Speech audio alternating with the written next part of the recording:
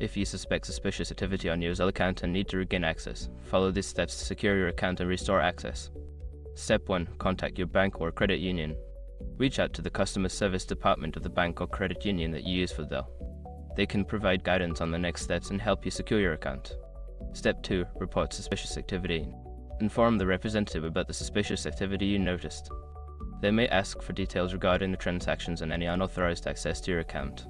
Step 3. Change your password. Once you have reported the issue, change your online banking password immediately. This will help prevent further unauthorized access to your account. Step 4. Enable two-factor authentication. If your bank offers two-factor authentication, enable it. This adds an extra layer of security by requiring a second form of verification when logging in. Step 5. Monitor your account. After regaining access, keep a close eye on your account for any unusual transactions. Regularly check your account statements and report any discrepancies to your bank. By following these steps, you can help secure your Zelle account and regain access after experiencing suspicious activity. Always stay vigilant and monitor your accounts regularly.